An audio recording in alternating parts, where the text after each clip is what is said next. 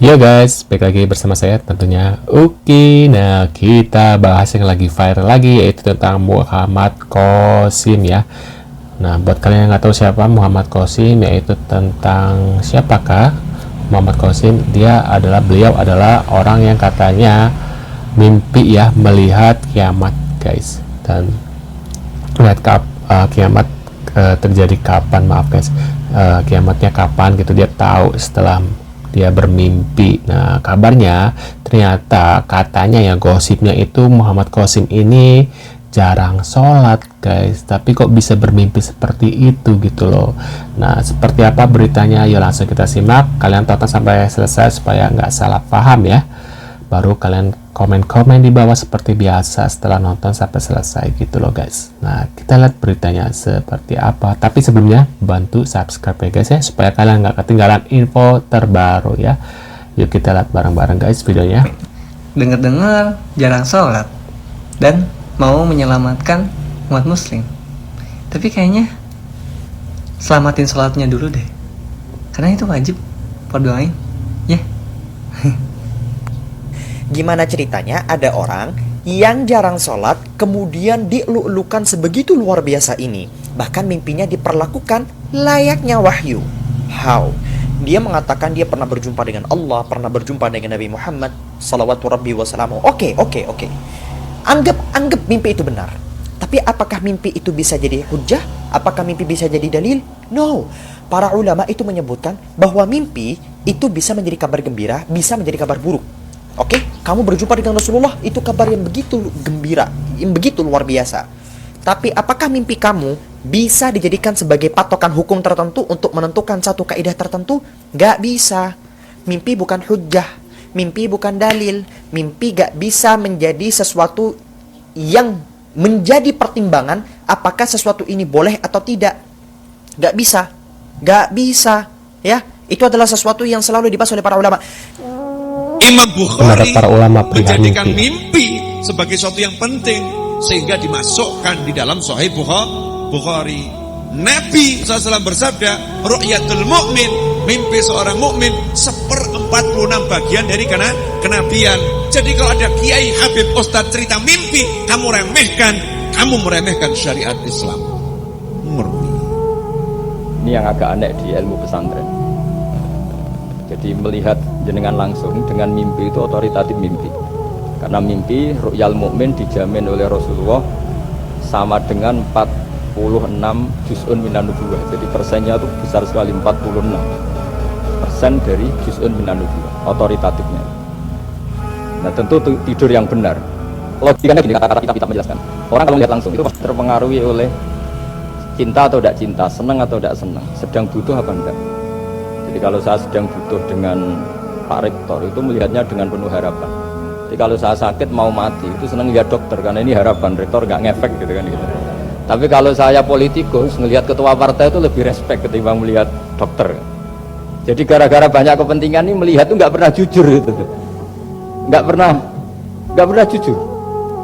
Nah, kenapa mimpi itu begitu penting? Karena tadi ketika orang tidur itu off semua, sistem sarafnya, sistem apanya. Yang ada hanya pengendalian Tuhan. Karena dia tidak bisa mengendalikan dirinya sendiri. Mending ya kalau ada Nabi, sehingga kebenaran itu bisa diperlihatkan seterang mungkin. Tapi setelah tidak ada Nabi, sementara fitnah-fitnah itu masih eksis, bagaimana kita bisa memahami? Nah, inilah yang terkait dengan apa yang Rasulullah sampaikan, bahwa setelah kebenaran pada Quran dan Sunnahku terhenti, maka kebenaran berikutnya yang akan muncul bagi umatku sampai hari kiamat adalah mimpinya orang-orang beriman. Ru'yatus shadiqah minal mu'minin, mimpinya orang-orang beriman. Nah, maka mimpinya para ulama keturunan Rasulullah SAW banyak bermimpi tentang ini.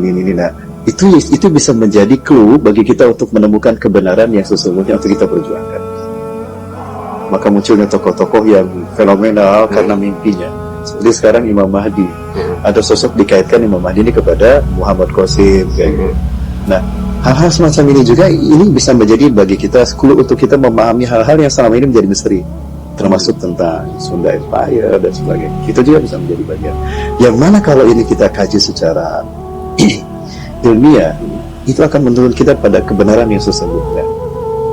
ujung-ujungnya ujung-ujungnya kemana? akan kembali kepada kausa prima, dan itu adalah Allah. Allah itulah air.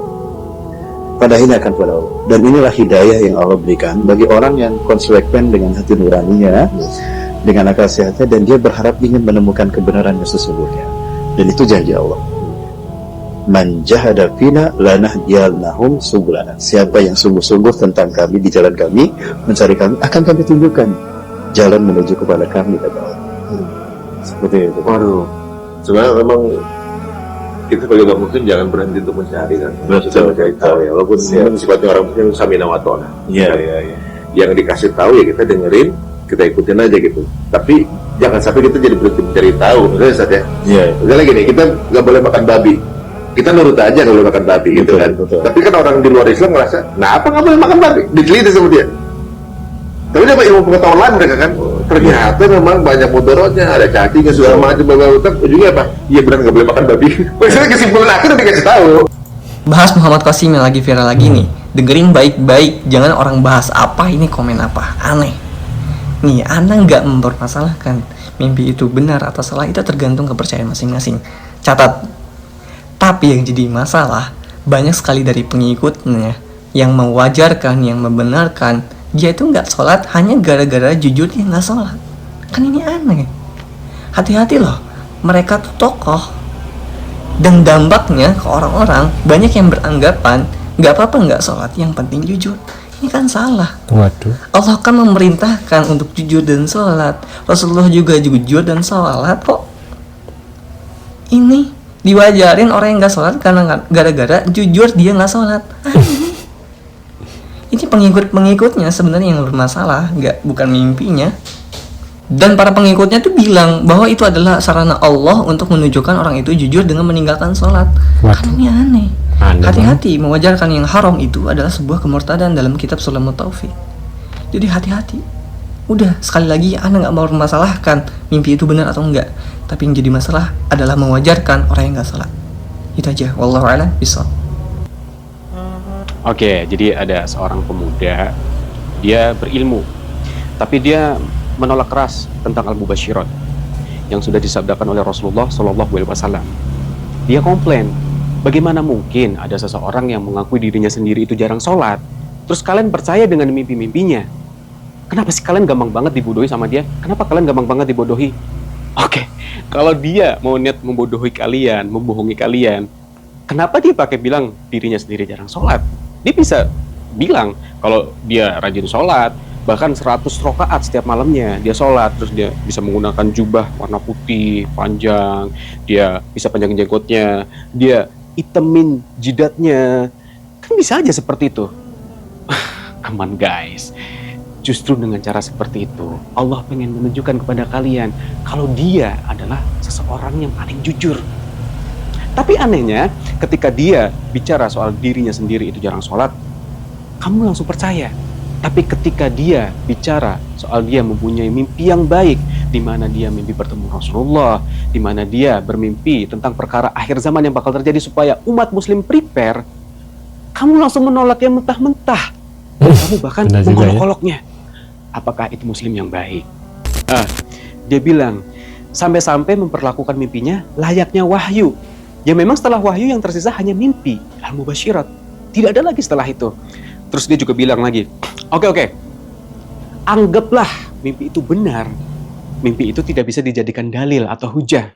Coba kalian cermati lagi kata-kata tersebut. Itu adalah kata-kata yang kontradiktif.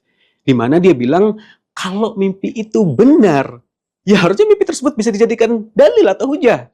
Sedangkan mimpi yang benar itu datangnya sudah pasti dari Allah, bukan dari setan. Dan mimpi-mimpi itu isinya adalah petunjuk tentang akhir zaman, petunjuk supaya kita menghindari syirik dan segala macam bentuknya. Bahkan di Al-Quran, seorang raja kafir di zaman Nabi Yusuf, mimpinya dijadikan sebagai petunjuk. Di zaman Rasulullah SAW, azan berawal dari mimpi sahabat dan Rasulullah membenarkannya. Yang lebih dekat lagi, Nurin Zangki menyelamatkan jasad Rasulullah, itu petunjuk dari mana? Dari mimpi. Lebih dekat lagi, Ali Jinnah mendirikan negara Pakistan. Itu petunjuk dari mana? Dari mimpi.